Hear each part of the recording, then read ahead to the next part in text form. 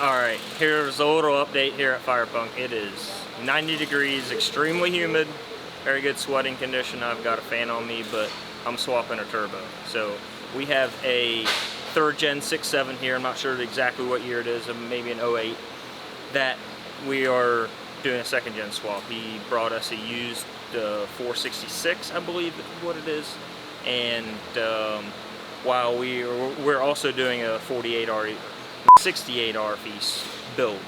So we've got a good bit of this truck apart that we're working on. So I'm sweating myself and trying to enjoy myself while I'm doing this. So we're having a good day. Turns out Josh knows how to do my job better than I do. Making messes. So we have Rex Williams 2007 G56 truck today. It has 100 horsepower shot injectors, or at least that's what he thinks they are, and dual fuelers and a compound setup, a 364 483 compound setup. We'll flash tune in it and see what kind of power we can make out of it.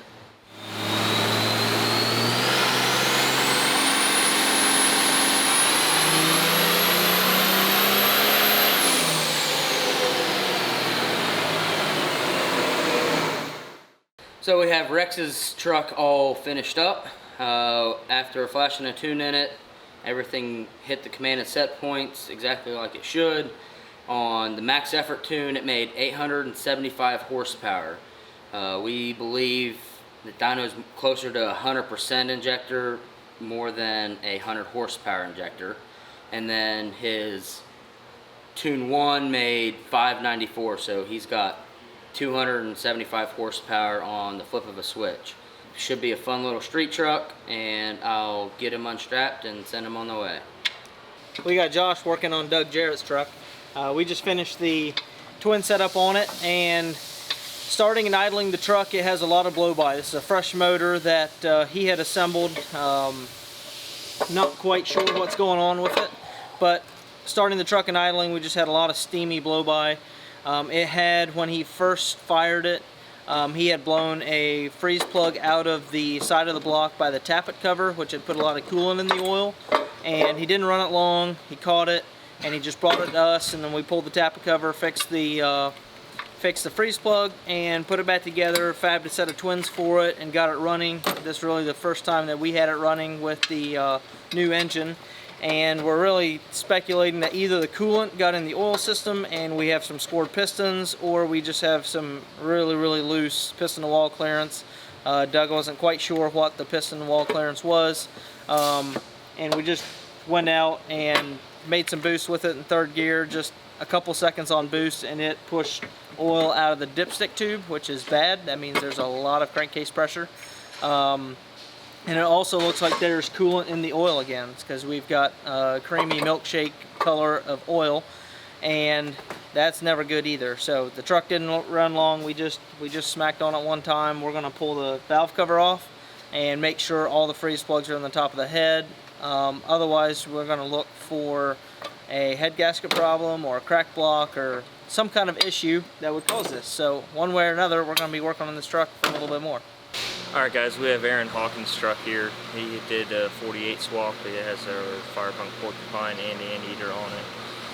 We were doing a transmission refresh. We missed the throttle valve, the constant pressure throttle valve bracket on the trans, therefore he didn't have any line pressure, and ended up smoking some clutches. So we're pulling the trans out, going to go through it, refresh it, and get his transmission operating correctly. We have an 05 truck that came in today for its 1,000-mile trans service, and it also had a leak that he wanted us to find.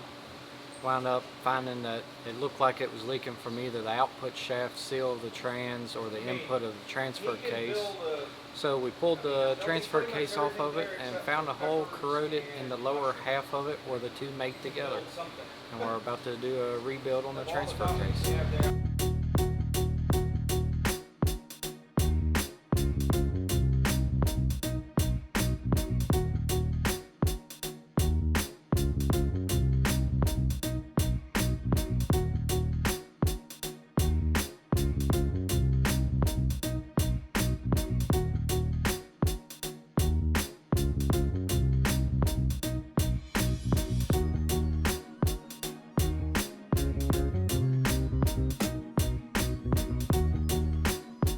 So we got a 2005 in here at the shop that originally came in today for a no start.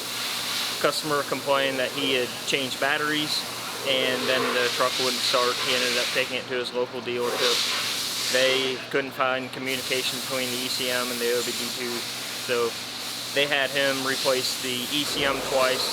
They replaced the new TIPM on it, and then it's been an 11-week process. He spent a lot of money at the dealership, and I pulled it in here, and within 10 minutes I'd figured out that there was a ground missing on the main wiring harness, on the main cable to the wiring harness. So what he had an issue with, spending a lot of money and waiting a long time, I able to figure out in about 10 minutes. But now while it's in here, he wanted us to diagnose and fix a coolant leak.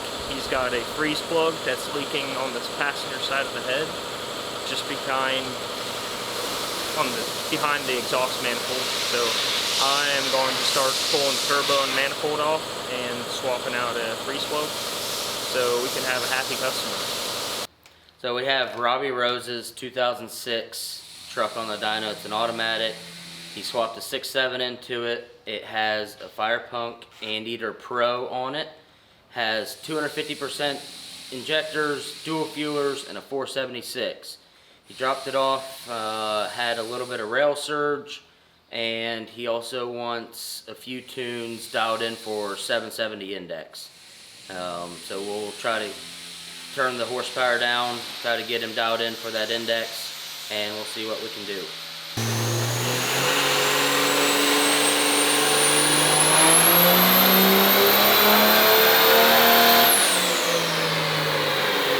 I'm gonna pull the intake cover off because we did a 1077 horsepower pull and then it started losing power, and I'm pretty sure I heard turbo noises. So we're gonna pull the cover and see if we heard it.